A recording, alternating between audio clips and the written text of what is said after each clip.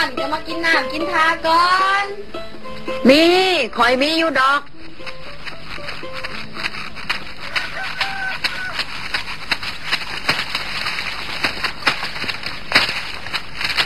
มียังแหลกก็มาแหลกเนอะ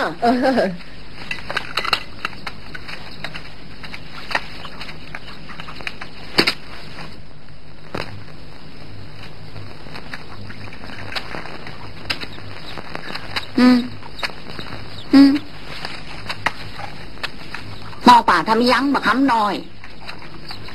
มึงบ่ยันกูบ่แล้วมึงเบิ่งกูยั้งน่ะกับป้าฟันดำคือขาดทานไฟก็ป่ากินหมากนี่เฮ้ยแล้วอีวันดามลูกเช้าป่าช่วยบอกสวยหลายขาวปานหยวกเฮ้ยสวดลวนทำม้าหนามึนเสียดายหลายที่คอยโตใหญ่บ่ท่าน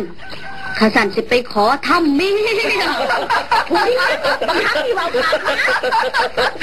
ที่ต้องขอกูเลยมึงไปเรียนทางกูละได้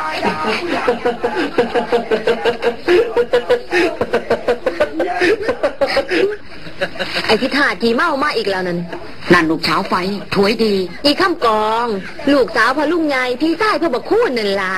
มามึงนำมาที่ข้ามกองมึงนำมาเตะการข้อมึงเนี่ยเอาซะบ่เอาจะกึกวละพอบักคู่เอาดอกเอาบ่บักคู่เอามามึงยังบ่หูลูกขี่ลูกคนบ่ได้ดอกจบมึงไปคุณไปตั้งน้ำก็ถีบอกันเอาแล้วเขาบอที่วัดมันแห่งเมิดแล้วบ่ไหวบักข้าคอยสิไปบอกโคกี่เล็กไปนะไปเป็นเพื่อนพี่จักหน่อยเอามาแล้วเขาแล้วตีหำไปน้ำเขาจังหน่อยไปจะพี่จะเดือดจังหน่อยจะกลับคายจินดามันจกกระดาษ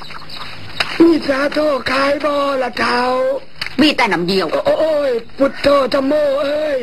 บ้านนี้เมืองนี้มีแต่คนดูหายปันเสื้อโคงนอกูว่ากูหายก็ไปฝนหูฝนตากูเฮามันหมู่เดียวเป็นเสี่ยวกัน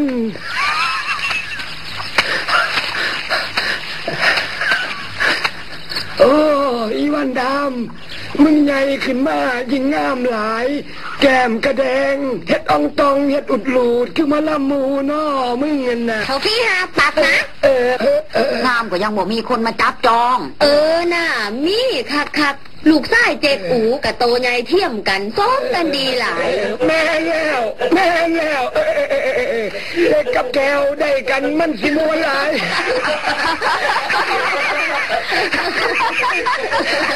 ห่วย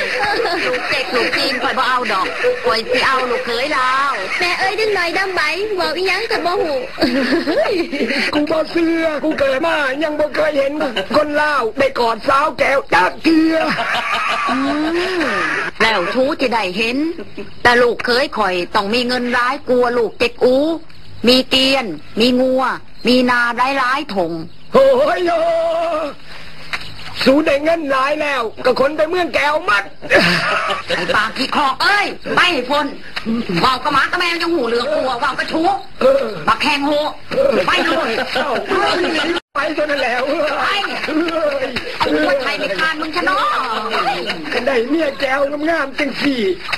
ถ้ากินแหวกินแมวกับว่ากินหมากะได้ใจสูเพื่อมานั่งนองเอ้ยไอ้พี่มาหมาขี้เงินไป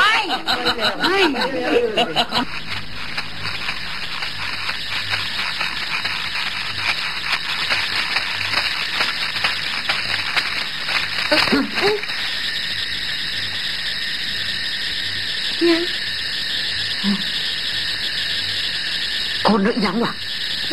คนแม่บอกแม่